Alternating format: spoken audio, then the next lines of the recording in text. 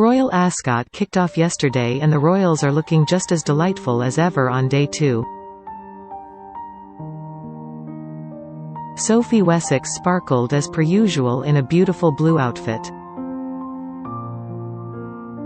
Sophie Wessex looked stunning this afternoon at Royal Ascot. She opted for a blue-blue ensemble.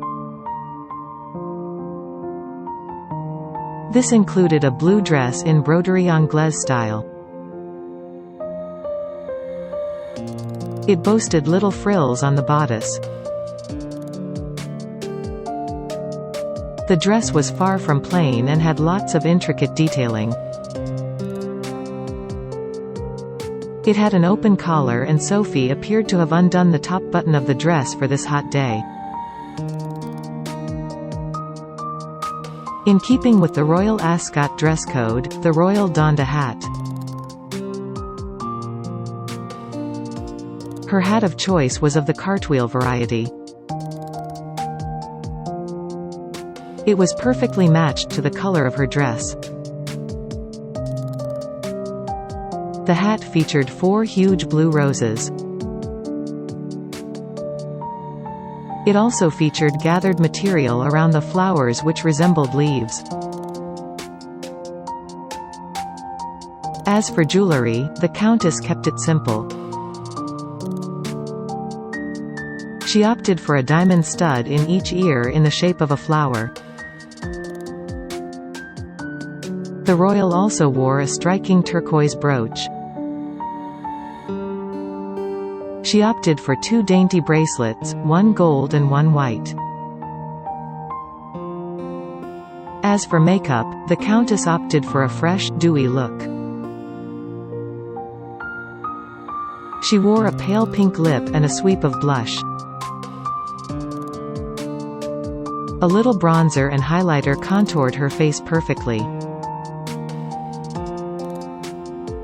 Her lashes were given some volume with a brush of mascara. A touch of dark eyeshadow gave her a subtle smoky eye. While today Sophie stunned in blue, the Countess has been wearing a lot of pink as of late. She opted for a pale pink dress and maroon hat for the first day of Royal Ascot, and another pink number for the Order of the Garter on June 13th. The Countess is to take part in the carriage procession on the second day of Royal Ascot, one of the most prestigious equestrian events in the royal diary. Sophie will sit in the second carriage, accompanied by her husband Prince Edward and Lord and Lady de Mauley. Lord de Mauley is the current master of the horse in the royal household. Much like yesterday, the carriage procession on the second day of Ascot will be led by Prince Charles and Camilla, Duchess of Cornwall. On the first day of Ascot they were accompanied by Peter Phillips, Princess Anne's son, but today the future King and Queen consort will share the carriage with Vice Admiral Sir Tony Johnston Burt, the Master of the Household, the most senior member of the Queen's household. Other members of the firm to take part in the carriage procession are Princess Beatrice and her husband Edoardo Mappelli Mazzi. Much like Sophie and Prince Edward, Beatrice and Edoardo also stepped out for the first day of Ascot, but were not among the people included in the carriage procession. The eldest daughter of Prince Andrew and Sarah Ferguson will be accompanied in the carriage by the Countess Mountbatten of Burma. Princess Alexandra, a confidant and cousin of the Queen, will also share their carriage. Her Majesty is not expected to visit Ascot Racecourse today, despite having one runner, Perfect Alibi, set to compete. The Queen has already skipped the first day of the races on Tuesday.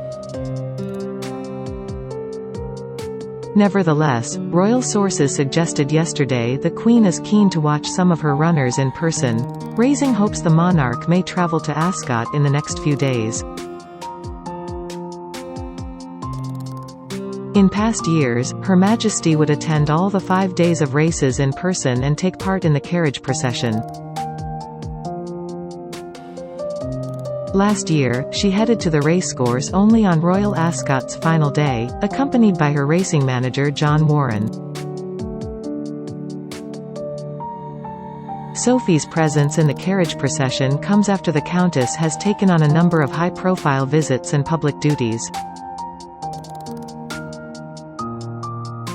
As working members of the firm, the Earl and Countess of Wessex were on the forefront throughout the Platinum Jubilee Bank Holiday weekend of celebrations.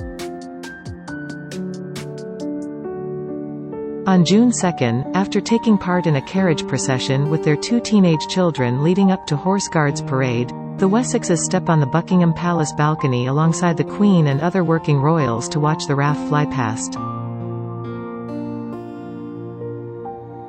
Sophie and Edward were also at St. Paul's Cathedral on June 3 for the National Service of Thanksgiving, and joined other royals for a lunch at Guildhall. Before attending the party at the Palace concert, Sophie and Edward headed to Northern Ireland to mark the Platinum Jubilee with locals. Among the various engagements the royals completed, the Countess took part in special Jubilee craft activities, making crowns and corgis with school children. She was also put through her paces at a 1950s and 1960s dance demonstration.